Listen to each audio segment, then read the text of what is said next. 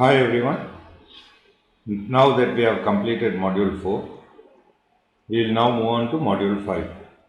Here, we will look at the most popular OS today, operating system, that is Windows and Linux, and some of the security features.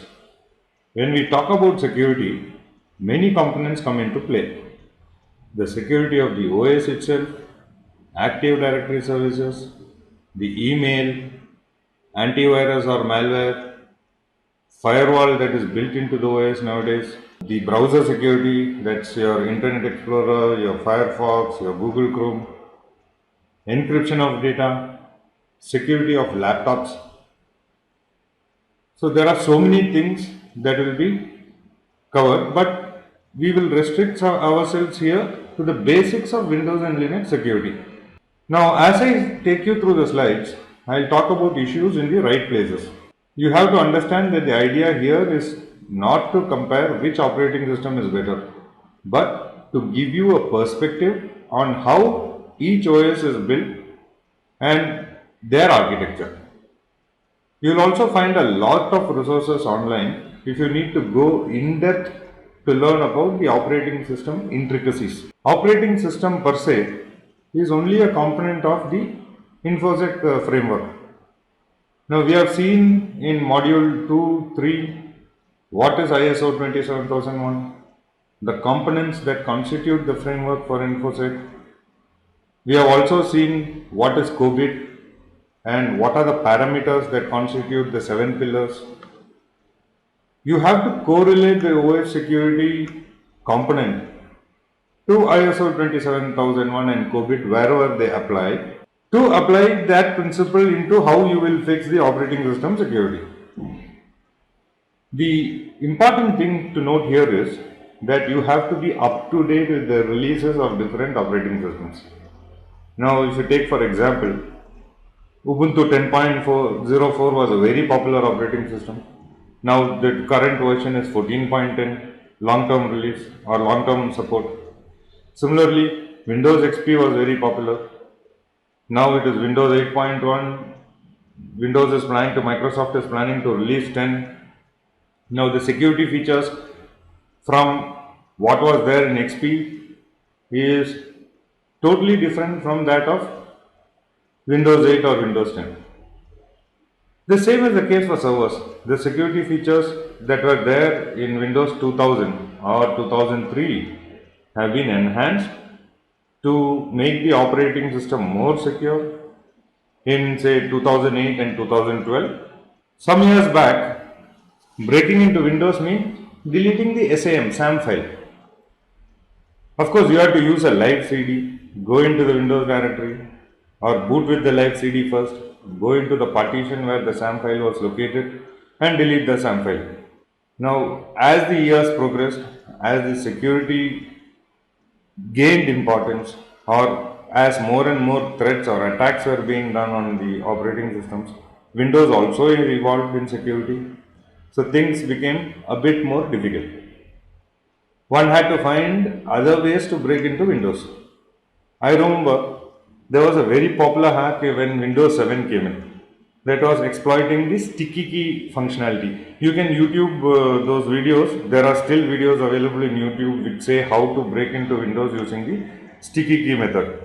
Now Microsoft has since patched all those vulnerabilities, but even now there are methods and tools available to break into OS. Again, I am not specifically talking about Windows. The same is the case with Linux also. But for this session or for this particular module, we will stick to the basic and understand how OS works and some of the features that are built into the OS. So we will look at what is a computer. Everybody knows what a computer is. We'll just quickly go through for the benefit of people who do not know it. Now, a computer is a collection of different components put together. There are input devices like the keyboard and mouse, output devices like a monitor and printer, floppy disk is an input, storage device, CD-ROM is a storage device. There are speakers for audio, there is modem for communication. So a computer consists of different components put together. What are the resources in a computer? In general, a computer system has some resources which are utilized to solve a particular problem. What are those? Memory, processors, input-output devices, the file system itself. Windows uses NTFS, the older ones used to use FAT32, ext3 and ext4 are used in Linux, HFS is used, Mac uses a different file system. So these are the resources in a computer.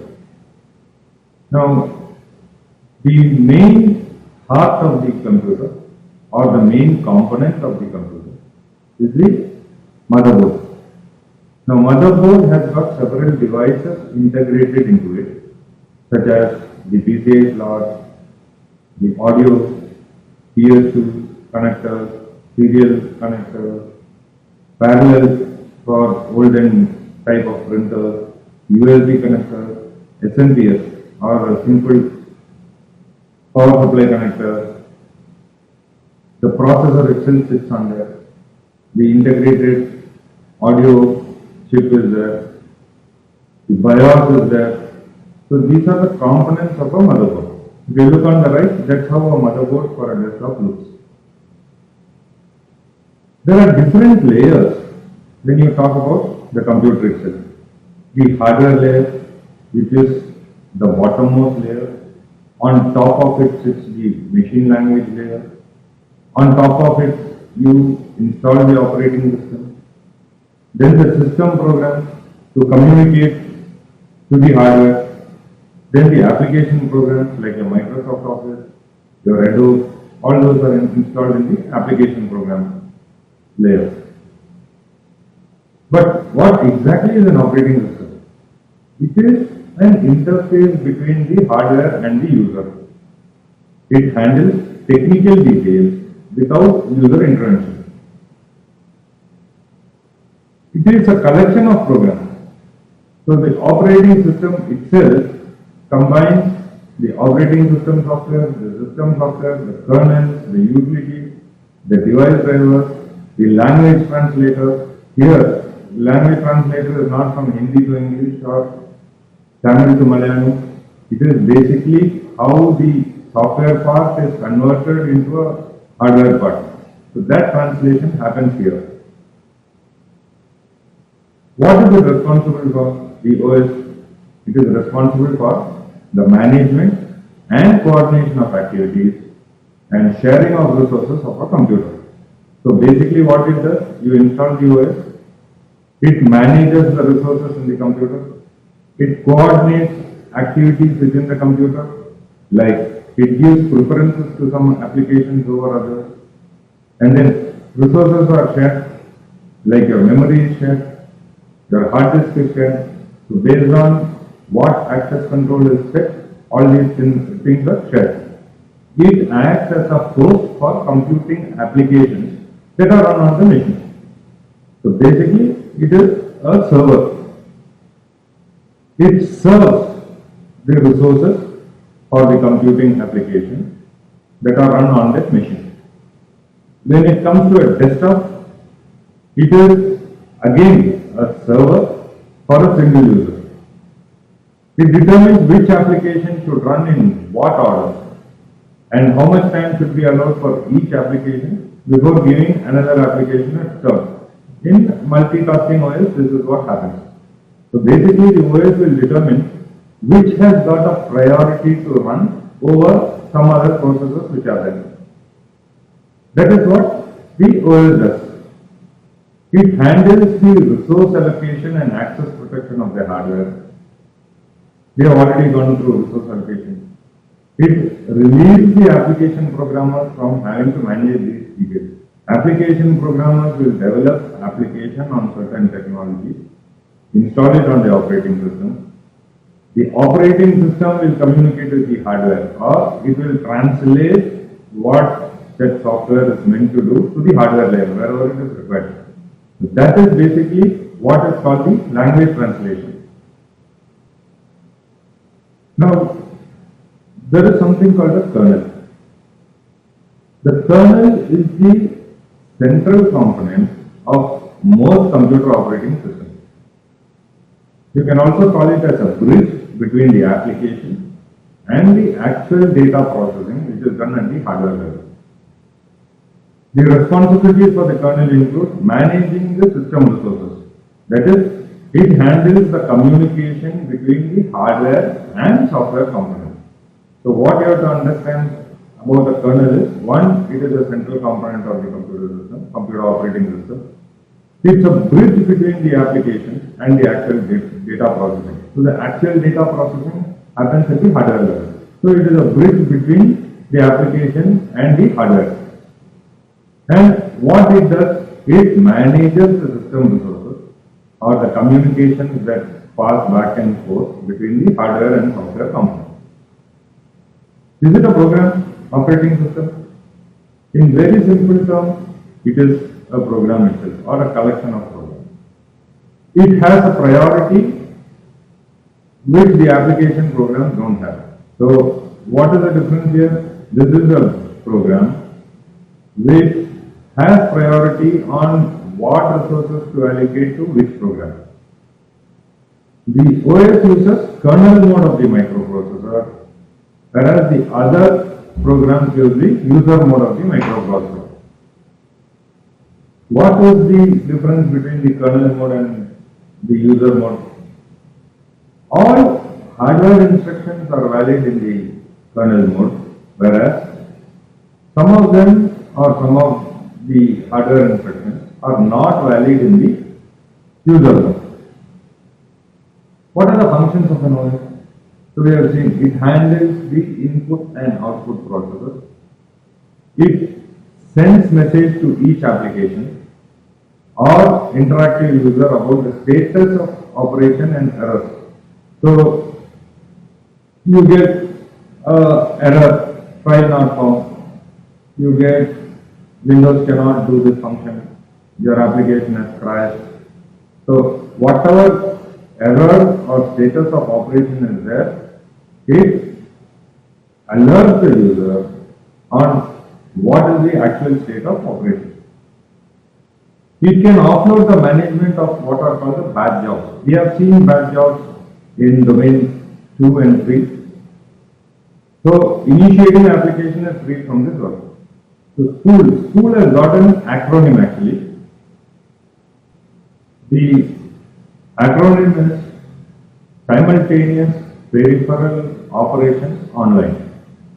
You can also call it a kind of buffering. The most common that we see or the kind of schooling we see is print schooling. What it basically does is it places a task or you can say it is a print job into a queue for extended or later processing. The most common schooling application that we find nowadays or from quite some time is print schooling. Let's say a document are formatted for printing. It is stored in an area on a disk and it is retrieved and printed by a printer at its own rate, whatever the speed of the printer is. The printers typically can print only a single document at a time and it will require seconds or minutes to do so.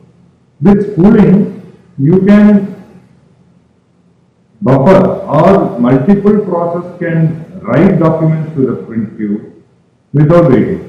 So as soon as a process has returned the document in the spool, the process can perform other tasks while a separate printing process operates the printer. So you get the point. So now if you take an example of schooling, the organization is preparing a payroll.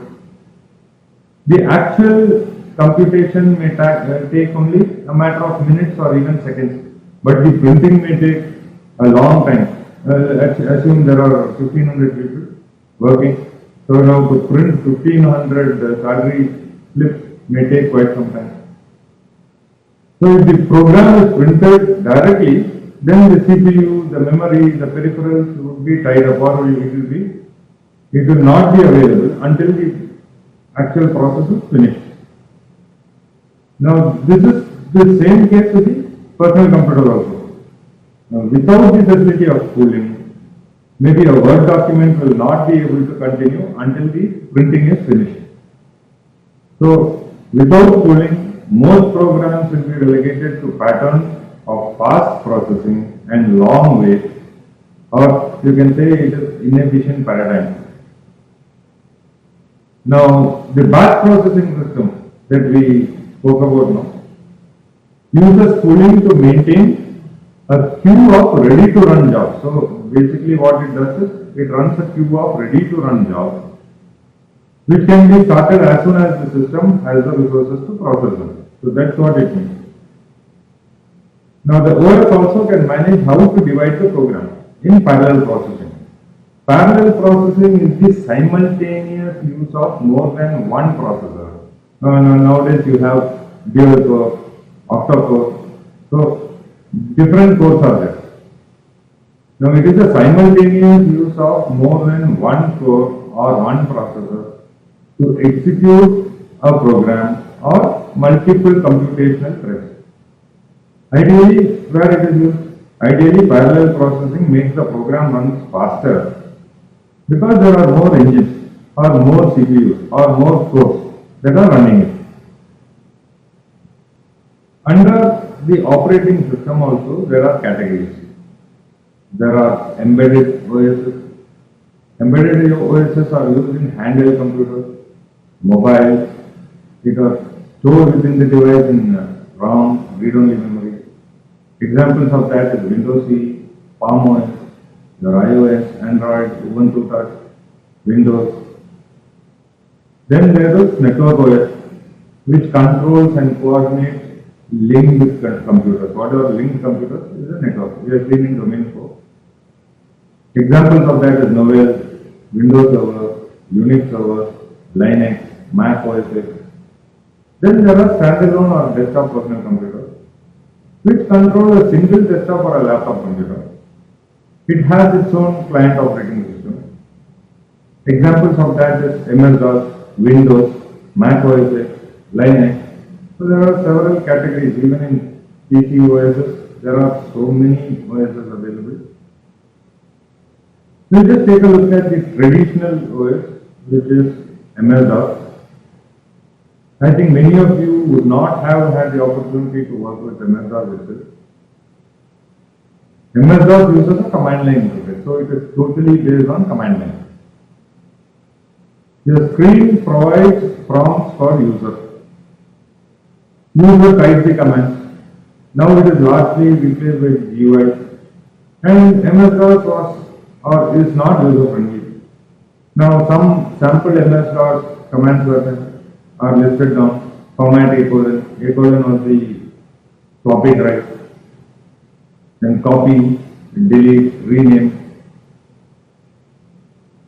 Then came your Microsoft Windows. It is a series of software operating systems and GUIs produced by Microsoft. Now, Windows is the most popular OS for microcomputers. It has been designed for Intel processors. It's got an active desktop, that is a GUI. With the GUI, you can control everything. Versions of that, you know about XP, 2003, Vista, 7, 8, and in future 10 is coming. And then Windows CE for embedded compact or compact embedded for minimalistic computer and embedded system. So WinCE is a version for that. Then the Apple Mac OS, Macintosh operating system. It's a series of GUI based operating system. It runs on Mac computer. It was designed for PowerPC microprocessors. Now it is the first commercially successful GUI. It is also said that Microsoft borrowed the ideas from Apple to make the product. It has served as a model for Windows and other GUI products developed since then. OS X latest version is 10.10.x Yosemite. Now the newer Mac systems can run both on Intel and PowerPC. Let's look at what a Windows security architecture is like.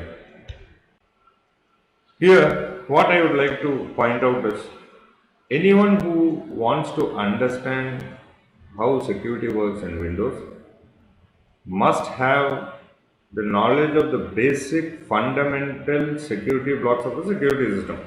Now, there are many components in Windows that make up the fundamental security infrastructure.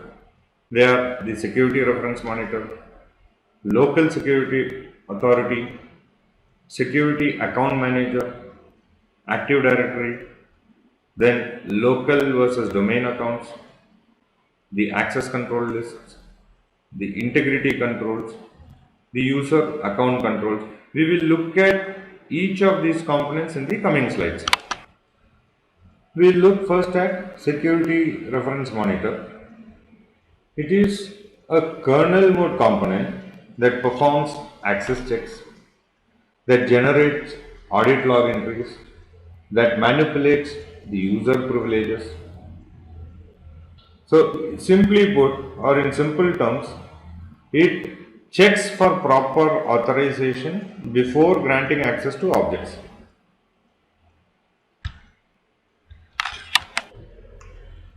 What is Object Manager? Object Manager is the client of a SRM. SRM here is Security Reference Monitor. It asks the SRM if the process has proper rights to execute a certain type of action on a particular object. It uses the access control list to do this. Then it implements a auditing function to keep track of attempts to access an object. It also implements Department of Defense C2 level security. What is C2 level security? I will read out some of the important list of the C2 level security as designed by the Department of Defense. One is it must be possible to control access to the resource by granting or denying access to the individual users or named group of users. Memory must be protected so that its contents cannot be read after a process frees it. That means once a particular process is over, the contents of the memory should be flushed. Anybody else doing a memory dump should not be able to see what the previous activities were. Similarly, a secure file system such as NTFS should be protected. Then users must identify themselves in a unique manner, such as a password when they log on. All auditing or auditable actions must identify the user performing the action. The system administrators must be able to audit security related events. That means the system should be capable of producing logs. However, access to the security related events audit data must be limited to authorized administrators. So people who have a genuine need for looking at the logs, such as security auditors, or people who are administering the particular machine, only should have access to the logs. The system must be protected from external interference or tampering, such as modification of the running system or of systems files stored on the disk. So, this operating system should be adequately protected from external interference. Interference can be a hack or a tampering, such as modification of the running system. So, there should not be any way to modify something to perform some other function, or on the system files which are stored on the disk.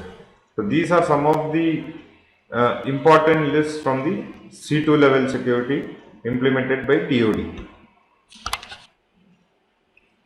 Now, we look at Local Security Authority or LSA.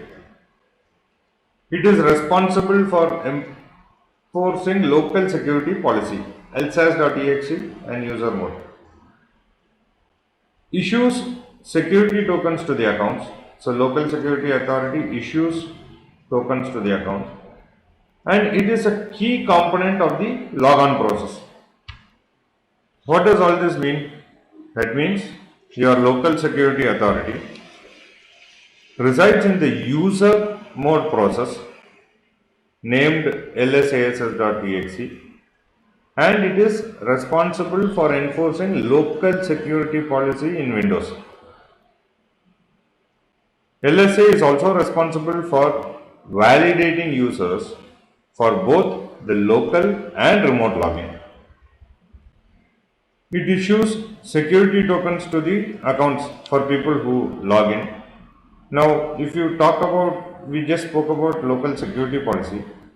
What that local security policy includes: password policy, which is your complexity rules, expiration times, renaming of administrators, disabling of USB devices, auditing policy, privilege setting.